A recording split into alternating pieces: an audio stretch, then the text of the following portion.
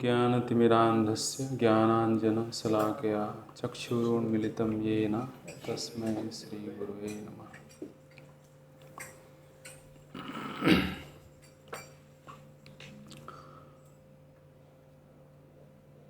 ॐ नमो भगवते वासुदेवाय।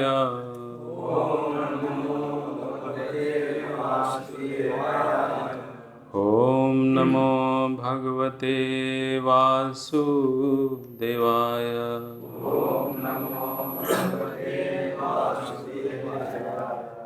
ॐ नमो भगवते वासुदेवाय।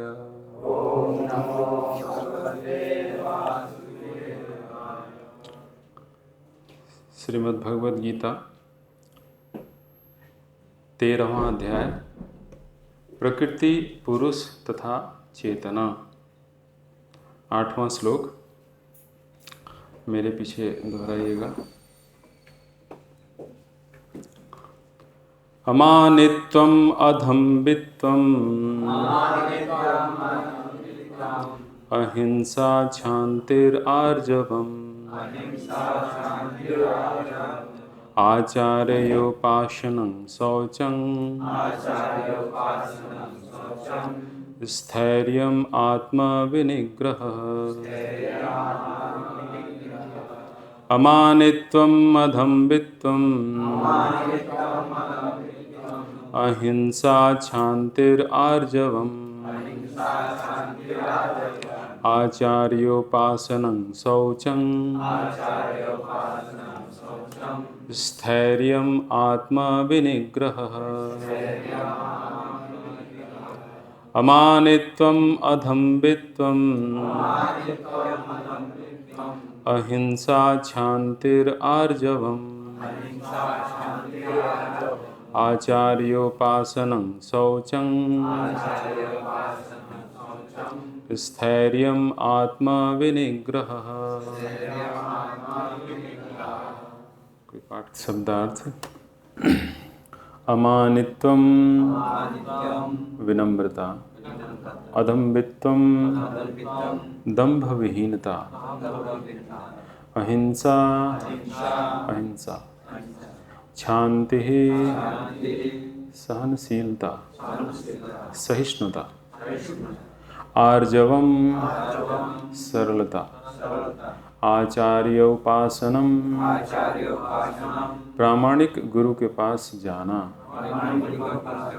शौचम पवित्रता, स्थैर्यम दृढ़ता, आत्मविनिग्रह आत्मसंयम, इंद्रिय। बस यहीं तक। ये उसके बाद दूसरा श्लोक चालू हो जाएगा। अनुवाद।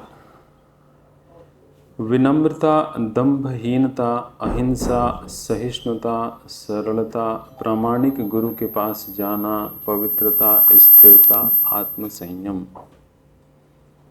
ये 9 गुणों, 9 ज्ञान की चर्चा की गई है। ये 9 ज्ञान हैं। टोटल 20 अंग हैं। ये 9 इस 8वें श्लोक में आते हैं। तात्पर्य। कभी कभी अल्पज्ञ लोग ज्ञान की इस प्रक्रिया को कार्य क्षेत्र की अंतःक्रिया या विकार के रूप में मानने की भूल करते हैं, लेकिन वास्तव में यही असली ज्ञान की प्रक्रिया है। यदि कोई इस प्रक्रिया को स्वीकार कर लेता है तो परम सत्य तक पहुंचने की संभावना हो जाती है। यह इसके पूर्व बताए गए 24 तत्वों का विकार नहीं है। यह वास्तव में इन तत्वों के पास से बाहर निकलने का साधन है। देहधारी आत्मा 24 तत्वों से बने आवरण रूपी शरीर में बंद रहता है और यहाँ पर ज्ञान की जिस प्रक्रिया का वर्णन है वह इससे बाहर निकलने का साधन है। ज्ञान की प्रक्रिया के संपूर्ण वर्णन में से 11वें श्लोक की प्रथम पंक्ति सर्वाधिक महत्वपूर्ण है। मयि चानन्य योगेन भक्तिर अव्यभिचारिणी। ज्ञान की प्रक्रिया का अवसान श्री भगवान की अन्य भक्ति में होता है। अतएव यदि कोई श्री भगवान की दिव्य सेवा को नहीं प्राप्त कर पाता या प्राप्त करने में असमर्थ है तो शेष 19 बातें व्यर्थ हैं। लेकिन यदि कोई पूर्ण कृष्ण भावना से भक्ति ग्रहण करता है तो अन्य 19 बातें उसके अंदर स्वयमेव विकसित हो आती हैं। जैसा कि श्रीमद् भागवतम 5:18-12 में कहा गया है, यस्यास्ति भक्तिर्भगवत्य किंचना सर्वैर्गुणैस्तत्र समासते सुरा। जिसने भक्ति की अवस्था प्राप्त कर ली है उसमें ज्ञान के सारे गुण विकसित हो जाते हैं, जैसा कि 8वें श्लोक में उल्लेख हुआ है। गुरु ग्रहण करने का सिद्धांत अनिवार्य है, यहाँ तक कि जो भक्ति स्वीकार करते हैं उनके लिए भी यह अत्यावश्यक है। आध्यात्मिक जीवन का शुभारंभ तभी होता है जब प्रामाणिक गुरु ग्रहण किया जाए। भगवान श्री कृष्ण यहाँ पर स्पष्ट कहते हैं कि ज्ञान की यह प्रक्रिया ही वास्तविक मार्ग है। इससे परे जो भी विचार किया जाता है व्यर्थ होता है। यहाँ पर ज्ञान की जो रूपरेखा प्रस्तुत की गई है उसका निम्नलिखित प्रकार से विश्लेषण किया जा सकता है। विनम्रता यानी अमानित्वम का अर्थ है कि मनुष्य को दूसरों द्वारा सम्मान पाने के लिए इच्छुक नहीं रहना चाहिए। हम देहात्म बुद्धि के कारण दूसरों से सम्मान पाने के भूखे रहते हैं, लेकिन पूर्ण ज्ञान से युक्त व्यक्ति की दृष्टि में जो यह जानता है कि वह शरीर नहीं है, इस शरीर से संबद्ध कोई भी वस्तु सम्मान या अपमान व्यर्थ होता है। इस भौतिक छल के पीछे पीछे दौड़ने से कोई लाभ नहीं है। लोग अपने धर्म में प्रसिद्धि चाहते हैं, अतएव यह देखा गया है कि कोई व्यक्ति धर्म के सिद्धांतों को जाने बिना ही ऐसे समुदाय में सम्मिलित हो जाता है जो वास्तव में धार्मिक सिद्धांतों का पालन नहीं करता, और इस तरह वह धार्मिक गुरु के रूप में अपना प्रचार करना चाहता है। जहाँ तक आध्यात्मिक ज्ञान में वास्तविक प्रगति की बात है, मनुष्य को चाहिए कि वह अपनी परीक्षा करे कि वह कहाँ तक उन्नति कर रहा है। वह इन बातों के द्वारा अपनी परीक्षा कर सकता है। अहिंसा का सामान्य अर्थ वध न करना या शरीर को नष्ट न करना लिया जाता है, लेकिन अहिंसा का वास्तविक अर्थ है दूसरों को विपत्ति में न डालना। देहात्म बुद्धि के कारण सामान्य लोग अज्ञान द्वारा ग्रस्त रहते हैं और निरंतर भौतिक कष्ट भोगते रहते हैं। अतएव जब तक कोई लोगों को आध्यात्मिक ज्ञान की ओर ऊपर नहीं उठाता, तब तक वह हिंसा का अभ्यास करता रहता है। व्यक्ति को लोगों में वास्तविक ज्ञान वितरित करने का भरसक प्रयास करना चाहिए, जिससे वे प्रबुद्ध हों और इस भव बंधन से छूट सकें। यही अहिंसा है। सहिष्णुता यानी शांति का अर्थ है कि मनुष्य दूसरों द्वारा दिए गए अपमान तथा तिरस्कार को सहे। जो आध्यात्मिक ज्ञान की उन्नति में लगा रहता है उसे दूसरों के तिरस्कार तथा अपमान सहने पड़ते हैं। ऐसा इसलिए होता है क्योंकि यह भौतिक स्वभाव है। यहाँ तक कि बालक प्रहलाद को भी, जो 5 वर्ष के थे और जो आध्यात्मिक ज्ञान के अनुशीलन में लगे थे, संकट का सामना करना पड़ा था जब उनका पिता उनकी भक्ति का विरोधी बन गया। उनके पिता ने उन्हें मारने के अनेक प्रयत्न किए, किंतु प्रहलाद ने सहन कर लिया। अतएव आध्यात्मिक ज्ञान की उन्नति करते हुए अनेक अवरोध आ सकते हैं, लेकिन हमें सहिष्णु बनकर संकल्प पूर्वक प्रगति करते रहना चाहिए।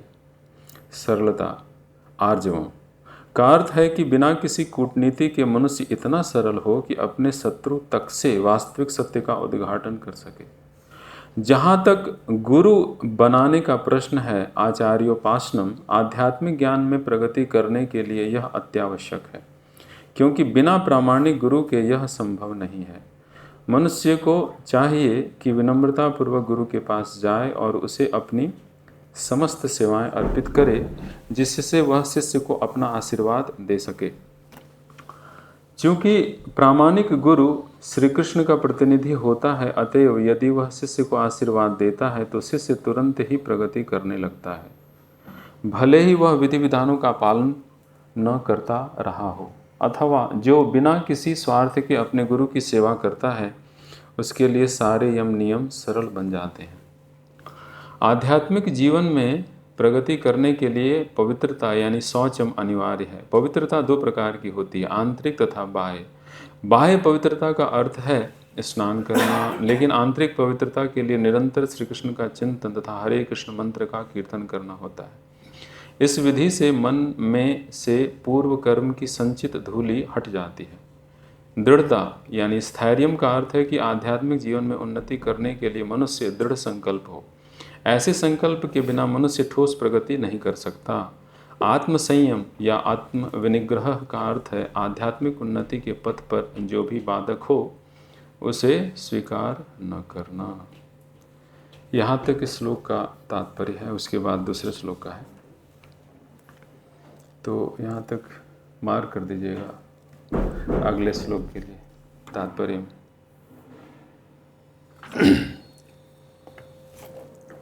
ओम ज्ञानतिमिरान्धस्य ज्ञानाञ्जनशलाकया चक्षुरुन्मीलितं येन तस्मै श्रीगुरुवे नमः। नमो विष्णुपादाय कृष्णप्रेष्ठाय भूतले श्रीमते भक्तिवेदांत स्वामिनिति नामिने। नमस्ते सारस्वते देवी गौरवाणी प्रचारिणे निर्विशेष शून्यवादी पाश्चात्य देशतारिणे।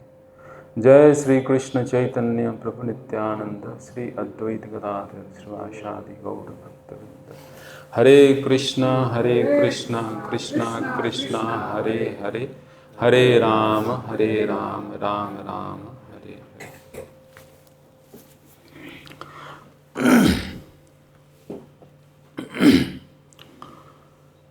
तो ज्ञान के 20 अंग 8 से 12 श्लोक तक में हैं और पहले श्लोक में 9 अंगों की चर्चा की गई। तो ये 20 अंगों में सबसे महत्वपूर्ण, जिसको प्राप्त कर लेने पे बाकी सभी 19 प्राप्त हो जाते हैं, वो प्रभुपाद जी बताते हैं क्या है। अनन्य योगेन भक्तिर अव्यभिचारिणी, मयि च अनन्य योगेन भक्तिर अव्यभिचारिणी। ये भगवान चूँकि ये प्रवचन कर रहे हैं तो मयि, मेरे प्रति, अपने लिए भगवान बोल रहे हैं कि मेरे प्रति जो अनन्य भक्ति प्राप्त कर लेता है, अव्यभिचारिणी भक्ति प्राप्त कर लेता है, वो सर्वश्रेष्ठ है। और उसको कर लेने पर बाकी सभी प्राप्त हो जाते हैं 19। लेकिन उसकी शुरुआत कहाँ से होगी? ये तो सर्वोच्च स्तर है जिसको प्राप्त करना है, लेकिन इसकी शुरुआत कहाँ से करेंगे? आचार्योपासनम, प्रामाणिक गुरु की शरण लेना, ये बहुत ही महत्वपूर्ण बात है। ये शुरुआत है और वो अंत है। आचार्योपासनम जब तक नहीं होगा, प्रामाणिक गुरु की शरण नहीं लेंगे, तब तक भक्ति की शुरुआत हो नहीं सकती। क्योंकि उसके पहले व्यक्ति जो अपने मन में लगेगा उसको करता चला जाएगा, मतलब मन के अनुसार ही चलता चला जाएगा। लेकिन जब प्रामाणिक गुरु के पास जाएगा और उनसे शिक्षा और भक्ति की विधि को ग्रहण करेगा, तब उसका शुद्धिकरण चालू होगा, विशेष शुद्धिकरण। उसके पहले मन जो करता कहता चला जाएगा, क्योंकि भक्ति में भी बहुत सारे स्कोप हैं जिसमें व्यक्ति अपने मन से करता चला जाता है। लगता है कि वो भक्ति हम कर रहे हैं, लेकिन वो भक्ति के नाम पे इंद्रिय तृप्ति चल रही होती है। क्योंकि अपने मन को जो अच्छा लगता है उसको करेंगे। भक्ति का ये चीज़ मुझे अच्छा लगता है, प्रसाद पाना वो भक्ति का अंग है, और प्रसाद पाना बहुत अच्छा लगता है, उसको चुन लिया, ये वाली भक्ति पसंद है मुझे। मतलब मन का अनुसार चुनाव करके उसको करते चले जा रहे हैं। मतलब मन के ही चेला बने हुए हैं, भक्ति में भी मन के आके चेला बने हुए हैं। तो जब तक हम किसी प्रामाणिक गुरु को ग्रहण नहीं करते और उनके इच्छा के अनुसार, उनके मार्गदर्शन में जब तक हम लोग भक्ति शुरुआत नहीं करते, तब तक शुद्धिकरण अच्छे से नहीं हो सकता। उसके पहले भक्ति के आसपास की क्रियाएं चलती रहेंगी। भक्ति की विशेष जो शुद्धिकरण की प्रक्रिया है वो चालू नहीं हो पाएगी। क्योंकि हम अपने मन की ही गुलामी में लगे हुए हैं, क्योंकि मन है ही हमारे पास और मन से ही बंद करके हम कार्य को करते चले जा रहे हैं। लेकिन जब हम प्रामाणिक गुरु के पास जाते हैं तो उनके पास जाने के लिए नम्रता आवश्यक है। अमानित्वम पहला गुण जो इस श्लोक में आता है। नम्रता जब तक नहीं आता, वो प्रामाणिक गुरु उनके आसपास ही रहते हैं, सामने रहते हैं, विचरते रहते हैं, लेकिन वो जा नहीं सकता।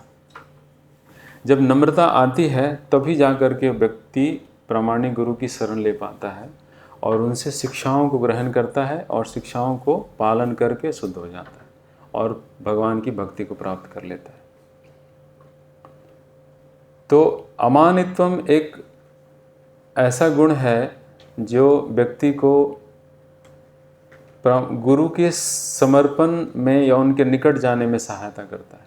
और ये सब जो चर्चाएं हैं ये सब आंतरिक हैं। प्रभुपाद जी इसमें लिख रहे हैं ना कि जो 24 तत्व हैं वे पास हैं, भौतिक तत्व हैं। उन सब से बाहर निकलने के लिए ये प्रक्रिया दी गई है, ज्ञान की प्रक्रिया। तो ज्ञान की प्रक्रिया में अमानित्वम, आचार्योपासनम और मयि चानन्य योगेन भक्तिरव्यभिचारिणी, 3 का बड़ा महत्व है। नम्रता आएगा तो गुरु की शरण लेंगे, गुरु की शरण लेंगे तो भक्ति प्राप्त हो जाएगी। गुरु की शरण में, मार्गदर्शन में भक्ति की प्रक्रिया को स्वीकार करने से प्रेम भक्ति प्राप्त हो जाती है। अमानित्वम शब्द की थोड़ी व्याख्या समझ लेते हैं, जो कि बड़ा ही महत्वपूर्ण है। अमानित्वम शब्द की व्याख्या प्रभुपाद जी तात्पर्य में करते हैं, मनुष्य को दूसरों द्वारा सम्मान पाने के लिए इच्छुक नहीं रहना चाहिए।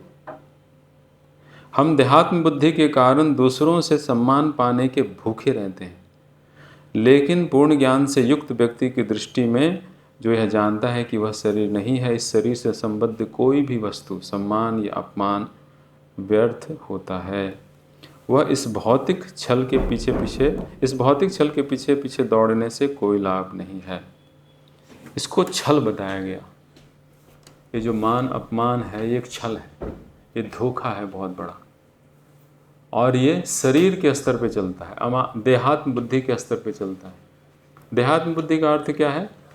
देह ही मैं हूँ, इसको देहात्म बुद्धि बोलते हैं। देह मतलब देह, आत्म मतलब मैं, बुद्धि मतलब विचार।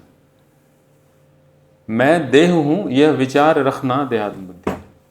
मैं ये शरीर हूँ। लेकिन हम लोग क्या बार बार पढ़ते हैं कि हम लोग क्या हैं? आत्मा है, भगवान के अंश हैं और भगवान के सेवक हैं। ये भाव हमें अपने भीतर लाना है और इसको लाने में गुरु सहायता करते हैं। इस भाव को पोषित करते हैं गुरु अपनी कृपा से हमारे हृदय में इस भाव को उतारते हैं। क्योंकि उनके भीतर ये भाव भरा हुआ है तो इस भाव को हमें प्रदान करते हैं। गुरु का सबसे बड़ा रोल यही है, सबसे बड़ा कार्य यही है। क्योंकि इस भाव को देने मात्र से व्यक्ति देहात्म बुद्धि से मुक्त हो जाएगा, आत्मबुद्धि कर लेगा, भगवान के सेवक भाव में आ जाएगा कि मैं भगवान का सेवक हूँ। मैं इस शरीर की सेवा में क्यों लगा हुआ हूँ, इंद्रियों की तृप्ति में क्यों लगा हुआ हूँ।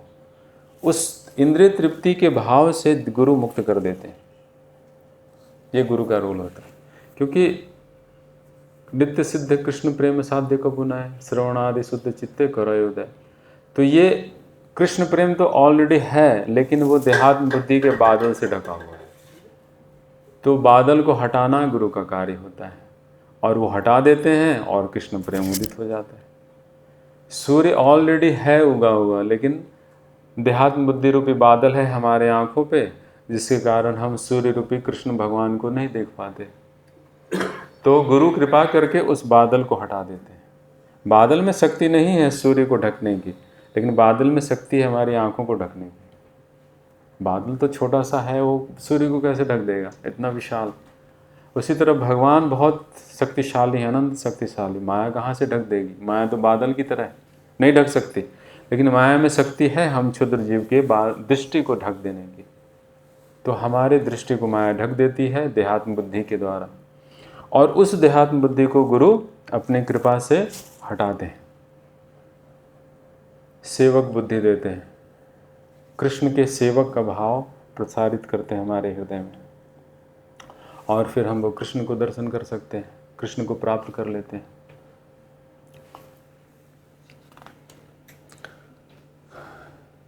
दूसरों द्वारा सम्मान पाने के लिए इच्छुक नहीं रहना, ये विनम्रता है। अमानित्वम।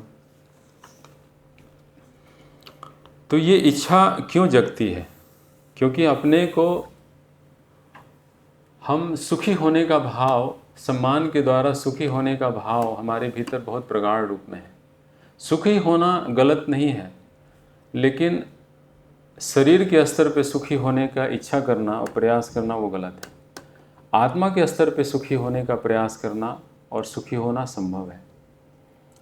आत्मा के स्तर पर, यानी भगवान के सेवक के रूप में जो हमारा स्वाभाविक स्थिति है, उस स्थिति को प्राप्त करना और सुखी होना, ये सही है।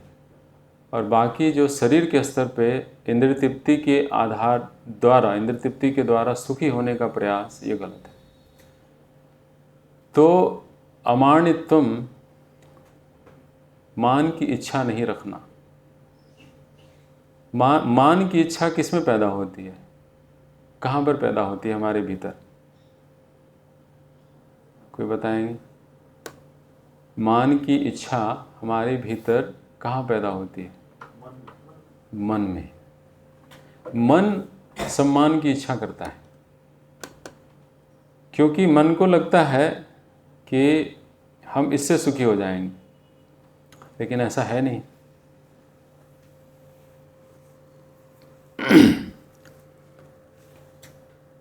मन सुखी होना चाहता है सम्मान आदि के द्वारा, लेकिन मन की स्वाभाविक सुख की स्थिति है भगवान के सेवक के रूप में, गुरु के सेवक के रूप में। उस स्थिति को प्राप्त करने से मन सुखी हो जाएगा, ये शास्त्र बताते हैं, गुरु बताते हैं। लेकिन भौतिक जगत में इस बात को प्रचलित किया जाता है कि तुम बहुत ज़्यादा धन पालो, सम्मान पालो, पोस्ट पोजीशन पालो तो तुम सुखी हो जाओगे। गलत प्रचार किया जाता है, गलत ज्ञान प्रचारित किया जाता है। वास्तविक ज्ञान नहीं है। वास्तविक ज्ञान यह है कि तुम भगवान से अपने भूले हुए संबंध को जागृत कर लो, उनकी सेवा में लग जाओ, उनका सतत दर्शन चिंतन तुम्हें सुखी कर देगा। उनकी सेवा में सुख है, इस बात को प्रचारित करना बाहर में नहीं हो पाता। ये आध्यात्मिक जगत जो भक्ति मार्ग में है, भौतिक नहीं, आध्यात्मिक जो मार्ग में लगे हैं भक्तों का जो समूह है, उसमें ये प्रचारित होता है शास्त्र का ज्ञान। तो मन में ये इच्छा अज्ञान के कारण उत्पन्न होती है। मन में ये इच्छा अज्ञान के कारण उत्पन्न हो रही है। तो मन को प्रशिक्षित करने की बात इसलिए 6ठे अध्याय में भगवान बोलते हैं, मन को प्रशिक्षित करो, क्योंकि मन अज्ञान के कारण गलत इच्छा कर रहा है, गलत इच्छा कर रहा है। वो मान सम्मान पाना चाहता है, धन को पाना चाहता है। मन को प्रशिक्षित करो। प्रशिक्षित कैसे होगा? वो मन को प्रशिक्षित कैसे कर सकते हैं? मन को प्रशिक्षित करने का एकमात्र उपाय है, मन के बारे में भगवान 6ठे अध्याय में बोलते हैं कि ये मन व्यक्ति का शत्रु है, परम शत्रु है, परम मित्र है, दोनों। बंधुरात्मा, और ये बंधु है आत्मा का, ये जीवात्मा का मन बहुत बड़ा मित्र है, और यही मन बहुत बड़ा शत्रु है। मन के बारे में भगवान बताते हैं। तो मन को कैसे प्रशिक्षित किया जाए और उससे मित्र कैसे बनाया जाए, जबकि मन अभी शत्रु के रूप में कार्य कर रहा है? तो मन असल में, जब हम परम मित्र, परम सुहृद भगवान श्री कृष्ण या भगवान श्री कृष्ण के भक्तों का संग करते हैं, जो कि हमारे वास्तविक मित्र हैं, तो उनका जब हम संग करते हैं तो मन भी मित्र बन जाता है। और जब हम माया का संग करते हैं, जो कि हमारा शत्रु है, हमें हमेशा ही दुख में और दुखी बनाने के लिए षड्यंत्र करती रहती है माया, जब हम उसका संग करते हैं तो यही मन शत्रु बन जाता है। है ना? ऐसा ही होता है ना। जब हम भगवान का संग करते हैं, सत्संग करते हैं, भगवान के शिक्षाओं का संग करते हैं, भगवान के भक्तों का संग करते हैं, तो ये मन मित्र बन जाता है, क्योंकि मित्र का संग कर रहे हैं आप। जब हम परम सुहृद भगवान का संग करते हैं तो मन भी मित्र बन जाता है, और परम शत्रु माया का संग करते हैं तो मन शत्रु बन जाता है ना? ऐसा ही होता है ना। आप सब विचार करके देखिए, हम लोग अपने जीवन में या तो भगवान का संग कर रहे हैं या माया का संग कर रहे हैं। जैसे हम भगवान का संग करते हैं, मन तुरंत सुखी हो जाता है, आनंदित हो जाता है, मित्रवत कार्य करने लगता है, और वही मन तुरंत शत्रुवत कार्य करने लगता है जब हम माया का शरण में चले जाते हैं और माया अनुसार कार्य करने लगते हैं, विचार करने लगते हैं। तो मन को प्रशिक्षित करने के लिए, मन को शुद्ध करने के लिए हमें ही बार बार उस संग में अपने आप को डालना होगा, सत्संग में। इसलिए प्रभुपाद जी ने संस्था में सत्संग की विधि को बहुत जोर दे के डाला। सुबह में जप के द्वारा, प्रवचन के द्वारा, दर्शन के द्वारा संग, शाम में भी भगवद गीता का प्रवचन आदि के द्वारा संग, सत्संग के द्वारा मन मित्र बनने लगता है, मन सुखी होने लगता है। लेकिन अचानक से जब पुरानी इच्छाएं, भौतिक इच्छाएं जगती है तो व्यक्ति माया के संग में चला जाता है, और यही मन दुख देने लगता है, फिर शत्रुवत कार्य करने लगता है। और मन जब सत्संग करता है तो अमन की स्थिति में पहुंच जाता है, जिसे शांति कहते हैं ना। बहुत इस जगह बड़ा अमन चैन है। अमन का एक अर्थ होता है ना, तो मन का दूसरा एक अर्थ हो जाता है उत्पाती। लेकिन वही मन जब मित्रवत कार्य करता है सत्संग के द्वारा तो वह अमन की स्थिति में हो जाता है, बिल्कुल मौन, मित्रवत, सहयोगी, आज्ञाकारी, सब कुछ हो जाता है। होता है ना, हम सबका अपना अपना अनुभव है। मैं उसी बात को बोल रहा हूँ, लेकिन आप अनुभव करते होंगे। लेकिन उसी बात को मैं शब्द में बोलने चाह रहा हूँ, बोलने का प्रयास कर रहा हूँ, ताकि हम लोग अच्छे से विचार कर सकें इस मन के बारे में। तो जब अमन की स्थिति उत्पन्न होती है तभी वह अमानित्वम को प्राप्त करता है। अमानित्वम मतलब मान नहीं चाहिए, क्योंकि वो इतना सुखी है भगवान के सत्संग में, भगवान के दर्शन में, भगवान की सेवा में, कि वो कुछ इच्छा ही नहीं करता है। जिसको भरपेट फीस्ट मिल गया हो, उसको कुछ आप प्रसाद दे करके, प्रलोभित करके, और कुछ उल्टा पुल्टा काम कराना चाहो, आप नहीं करा सकते। संतुष्ट है वो, क्यों करेगा आपका गलत काम? तो मन जब संतुष्ट हो जाता है सत्संग के द्वारा, तो फिर वह ये भौतिक मान सम्मान, धन आदि की कुछ इच्छा ही नहीं करता। वो संतुष्ट है, आनंदित है, क्योंकि सारी इच्छाएं तो मन में पैदा होती थी और मन संतुष्ट हो गया सत्संग के द्वारा, भगवान के भक्तों के संग के द्वारा, श्रवण के, चिंतन के द्वारा। तो अमन ही अमानित्व में लेके जाता है, और अमन की स्थिति के लिए हमें सत्संग करना है। इसलिए अपने आप को, जब भी हम बहुत दुख में पड़े हों, तो निश्चित रूप से अपने आप को बलपूर्वक खींच के सत्संग में डाल देना चाहिए। Throw yourself in the satsang of the Lord and his devotees. अपने आप को फेंक देना चाहिए, भाग के आके मंदिर में, मंदिर के वातावरण में अपने आप को उपस्थित कर लेना चाहिए। क्योंकि वहाँ पर क्या है, सत्संग चल रहा है, भगवान के भक्त दर्शन कर रहे हैं, आरती चल रही है, कीर्तन हो रहा है, प्रवचन हो रहा है। फिर वही मन उस वातावरण में शांत होने लगता है जो कि उत्पात कर रहा था। तो मन जो उत्पाती है स्वाभाविक ही वो अमन की स्थिति में आ जाता है। अमन मतलब शांति। अमन का एक अर्थ होता है ना, शांति।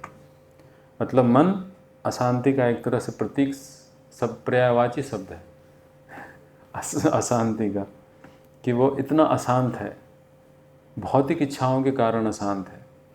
भौतिक इच्छाएं जितना ज़्यादा मन में होती हैं, मन को अशांत करती हैं,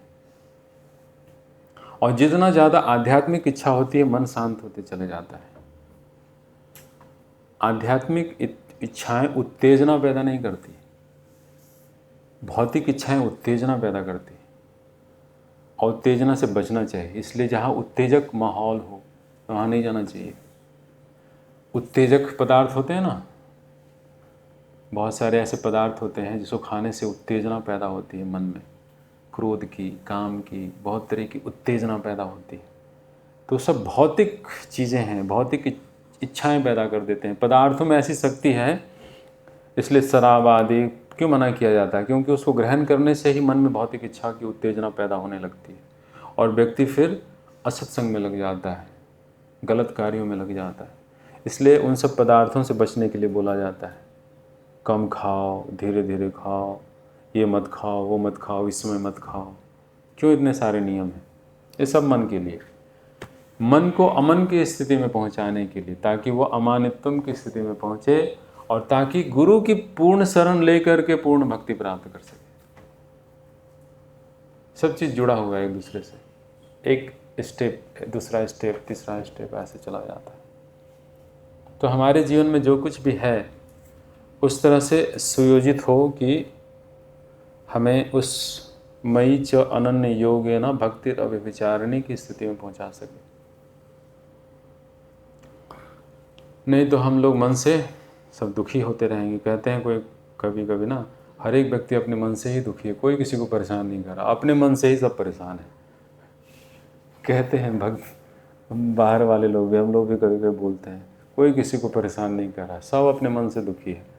मन से दुखी मतलब मन में भौतिक इच्छाएं हैं असत्संग के कारण, या तो अभी कुछ असत्संग कर रहे हैं या पहले कभी कर रखा है, उसके बीज पड़े हुए हैं।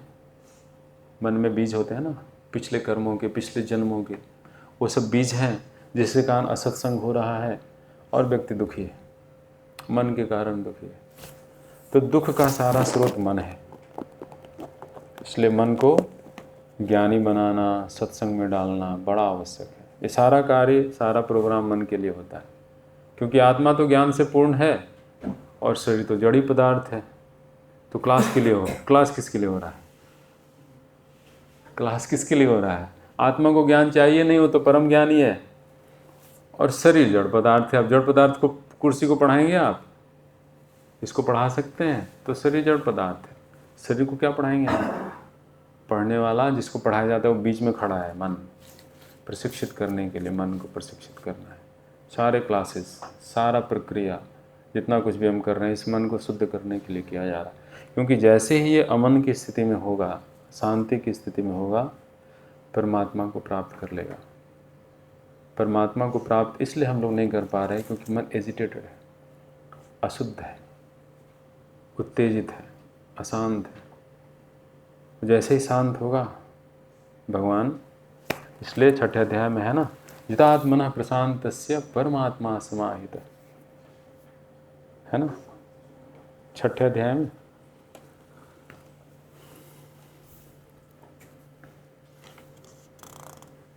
जितात्मनः प्रशांतस्य परमात्मा समाहितः शीतोष्ण सुख दुखेषु तथा मानापमानयोः। जितात्मनः प्रशांतस्य, जिसने मन को जीत लिया है उसने पहले ही परमात्मा को प्राप्त कर लिया है। जिसने मन को शुद्ध कर लिया, जीत लिया, परमात्मा तो मिल ही गया ना। परमात्मा क्यों नहीं मिल पा रहे हैं? क्योंकि मन अजित अवस्था में है, उत्तेजित अवस्था में है, अशुद्ध है। जैसे तालाब होता है ना, या आप कोई बर्तन ले लीजिए जिसमें नीचे कीचड़ थोड़ा गंदा हो और उत्तेजित हो, तो नीचे आप पेंदी देख नहीं सकते। लेकिन वही जल और कीचड़ जब धीरे धीरे बैठ जाता है तो पूरा पानी स्पष्ट दिखता है, सब कुछ दिखता है। वैसे ही है, भगवान का दर्शन इसलिए नहीं कर पा रहे हैं क्योंकि भगवान और भगवान और हमारे बीच मन जो है वो उत्तेजित अवस्था में है। वो जैसे ही शुद्ध होगा, शांत होगा, अमन की स्थिति में पहुंचेगा, अमानित्वम की स्थिति में पहुंचेगा, भगवान तो वहीं खड़े हैं। भगवान की जिनको पाना है वो इधर ही बैठे हैं, लेकिन उत्तेजना के कारण नहीं मिल पाते वो। 15 मिनट टाइम लगभग है, तो मैं ये विराम करता हूँ ताकि कुछ चर्चा कर सके। मैंने जितनी बातें बोली उसी के संबंध में आपके मन में कुछ प्रश्न या जिज्ञासा या टीका टिप्पणी हो, चर्चा करने के लिए थोड़ा समय होना चाहिए। पूरा मैं बोलता ही रहूँ तो आप आपकी तरफ से भी सुनना है। कुछ है क्या ऐसे माइक वगैरह, ताकि उनका भी आवाज़ रिकॉर्डिंग में आ सके।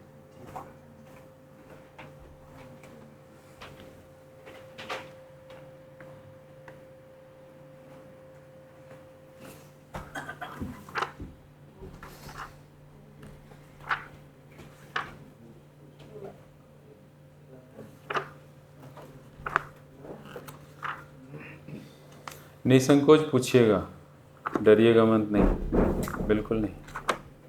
ये चर्चा है, चर्चा से ही हमारा ज्ञान बढ़ता है।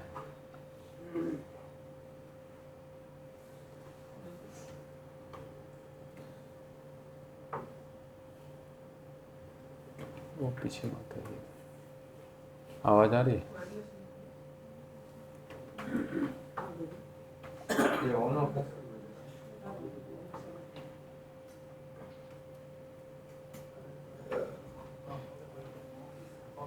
हरे कृष्ण। आप बोल रहे थे कि मन को प्रशिक्षित करने के लिए किया जा रहा है, आत्मा के लिए नहीं। ये थोड़ा बता सकते हैं, समझे नहीं। आत्मा भगवान का अंश है। भगवान का अंश होने के कारण सच्चिदानंद है। भगवान का अंश होने के कारण आत्मा सच्चिदानंद है। सत चित आनंद। सत मतलब सनातन, चित मतलब ज्ञानपूर्ण, आनंद मतलब आनंदपूर्ण। तो उसमें तो ज्ञान, शाश्वतता और आनंद भरा हुआ है भगवान के अंश होने के कारण। तो उसे ज्ञान तो नहीं चाहिए, और शरीर जड़ पदार्थ है। तो आत्मा और शरीर के बीच में मन है, जो कि उत्तेजना की स्थिति में और अशुद्धावस्था है, जिसको शांत और शुद्ध करने के लिए सारी प्रक्रिया हम लोग करते हैं। लेकिन जो मुक्त जीव है वो भी तो भगवान की कथा सुनते हैं ना? हाँ, सुनते हैं। तो आत्मा के लिए हुआ। लेकिन हम अपने बारे में बोल रहे हैं, शुद्ध जीव की बात नहीं हो रही है। शुद्ध जीव तो शुद्ध स्तर पे हैं, आध्यात्मिक स्तर पे हैं। उनको, उनका मन ऑलरेडी शांत है, शुद्ध है। तो हम अपनी अवस्था बता रहे हैं। साधक, हम सब साधक हैं ना, वो सिद्ध की आप स्थिति बता रहे हैं। साधक की स्थिति में मन जो होता है वो अशुद्ध होता है, उत्तेजित होता है, और वो भगवान को देख नहीं पाता, भगवान को फील नहीं कर पाता, दर्शन नहीं कर पाता, आनंद नहीं महसूस कर पाता।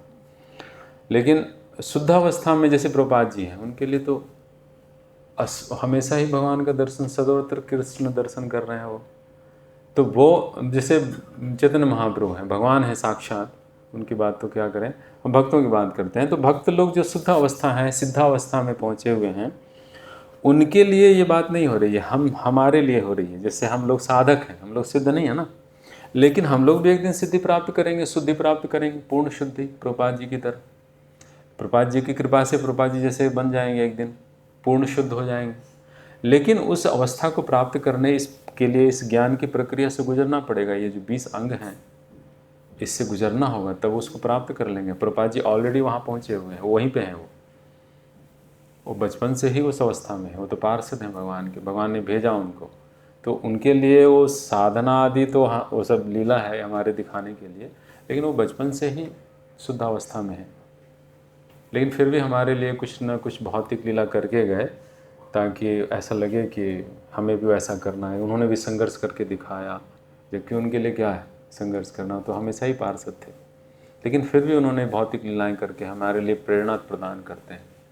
इतना मेहनत करके चीज़ों को गठित किया, संगठन बनाया, संस्था बनाया, तो हमारे लिए तो वो उनको करने की ज़रूरत नहीं है, लेकिन हमें प्रेरणा देना होता है ना, शिक्षा देना होता है। तो वो आचार्य हैं, तो शिक्षा तो वही देंगे ना, तो दिए। और किसी का कोई प्रश्न? क्लियर हो गया आपको?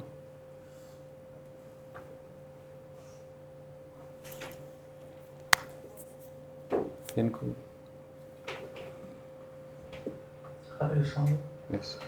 अमानितम मतलब है कि मान की इच्छा ना करना, विनम्रता होना, विनम्र होना। तो कभी कभी हम आर्टिफिशियली बोलते हैं कि कैसे हैं प्रभु, आपकी कृपा है, हम तो तुच्छ हैं, हम तो आपके दास हैं, हम कुछ भी नहीं है। बाह्य तरीके से बोलते हैं, मगर अंतर में फील नहीं कर पाते। आर्टिफिशियली वो दिखावा जैसा होता है। तो अंतर से कैसे विनम्रता आए इसका? अंदर से विनम्रता, ये बाह्य विनम्रता नहीं होती, विनम्रता अंदर से ही होती है। ये बाह्य तो ऐसे हम बोलते हैं। विनम्रता का अर्थ क्या है? अपने आप को तुच्छ समझना, भगवान को महान समझना। विनम्रता मतलब अपने आप को छोटा समझना, मैं छोटा हूँ। तो छोटा कब समझेंगे? जब हम गुरु को महान, कृष्ण को महान देखेंगे। हम आज सुबह चर्चा कर रहे थे ना मीटिंग में, तो उसमें हम बता रहे थे एक पॉइंट, जैसे एक लकीर है छोटी सी, उसको बिना काटे मिटाए छोटा करना है, क्या करेंगे? एक बड़ी लकीर खींच दीजिए, अपने आप छोटी हो गई। तो अपने आप एक बड़ी, अपने सामने एक बड़ी लकीर लेके आई। एक व्यक्ति को स्वीकार करिए जिसे आप सुपीरियर मानते हैं, श्रेष्ठ मानते हैं, हो गया अपने मेरा मान। लेकिन हम किसी को मानते ही नहीं अपने से छोटा, अपने से बड़ा, अपने आप को ही बड़ा मानते हैं। तो इसी कारण अहंकार का पोषण होता है। जब हम ऐसे एक किसी व्यक्ति को स्वीकार करते हैं जो हमसे बड़ा है, हमसे ज़्यादा अच्छा है, हमसे ज़्यादा गुणी है, तो हो गया ना छोटा। तो एक लिविंग पर्सन चाहिए हमें नम्र बनाने के लिए। भगवान नम्र नहीं कैसे बनाएंगे? क्योंकि कान पकड़ना पड़ेगा, बार बार ऐंठना पड़ेगा।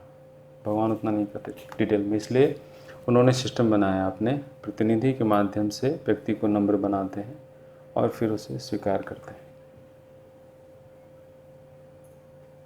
इसलिए किसी व्यक्ति को स्वीकार करना अपने जीवन में, जिसको हम सम्मान कर सकें।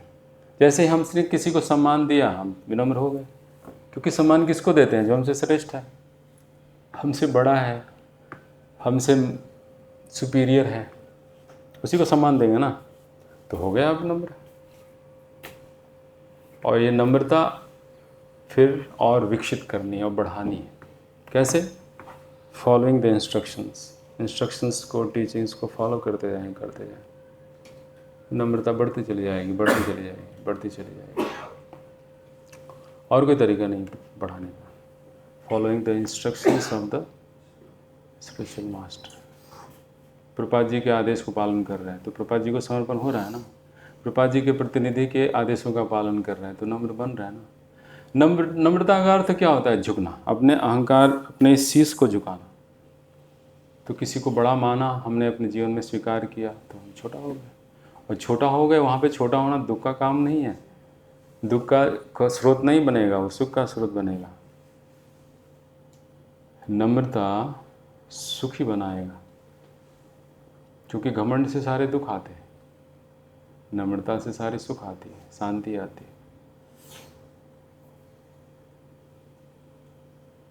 आपका मेरा एक कमेंट था। हाँ, कुछ भी। कमेंट ये था कि माइक होता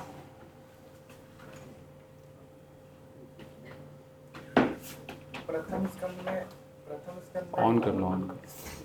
प्रथम स्कंद में एक कथा है सुखदेव गोस्वामी का। तो उसमें वो बताते हैं कि वो सब कुछ जानते थे कृष्ण के बारे में, क्योंकि वो उनकी लीला में थे। लेकिन फिर भी जब उनको पता, एक श्लोक याद हुआ, जब ज्ञात हुआ, तो फिर वो कृष्ण के प्रति फिर से आकृष्ट हो।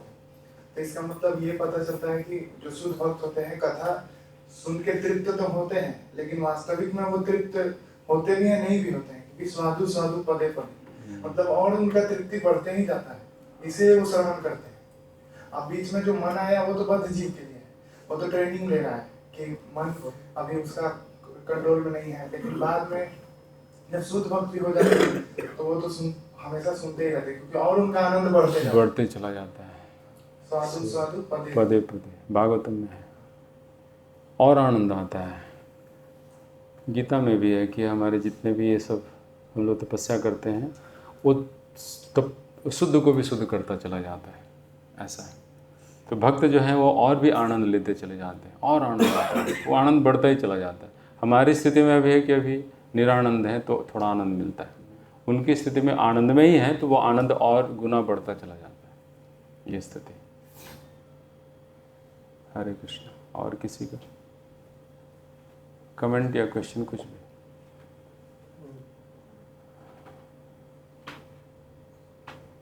बोलेंगे दादू कुछ? आप बोलेंगे कुछ? हरे कृष्ण गुरु जी। हाँ जी बताइए। जिस प्रकार की बात चर्चा हुआ नम्रता की,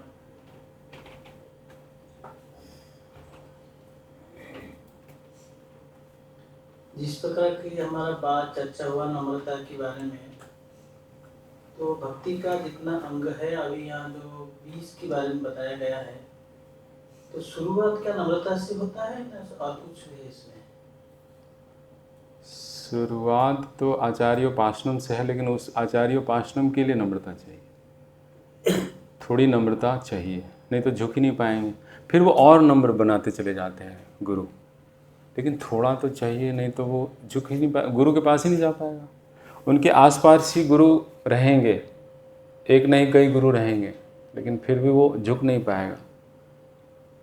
तो अमानित्वम, थोड़ा नम्रता चाहिए ताकि वो झुक सके फिर, और उसे फिर शुद्ध करें। क्योंकि अगर शरण नहीं लेगा तो गुरु आदेश कैसे देंगे? क्योंकि गुरु तो ज़बरदस्ती आदेश नहीं देते, गर्दन पकड़ के सेवा, तो चैंटिंग करो, नहीं तो ऐसा तो है नहीं। तो कुछ नम्रता चाहिए, वो माया करती है काम, इतना पिटाई करती है कि नम्रता आ जाता है, समय लगता है। कितना भी अहंकार हो, माया का काम है। माया पुलिस है ना, पुलिस दया नहीं जानती, पिटाई जानती है, बस पिटाई करती है, खूब पीट पीट के हालत ख़राब कर देती है। फिर वो थोड़ी नम्रता आ जाती है, उस थोड़ी नम्रता से वो शरण लेता है, फिर गुरु सारा काम शुरू करते हैं, प्रोसेस देते हैं, उसे केयर करते हैं और भगवान के सेवा में एंगेज करते हैं। धन्यवाद। ग्रंथराज श्रीमद् भगवद गीता यथारूप की, भक्ति उदान स्वामी श्रील प्रभुपाद जी महाराज की, निताय गौर प्रेमानंदे। Hare Krishna, Krishna Krishna Hare Hare, Hare Rama,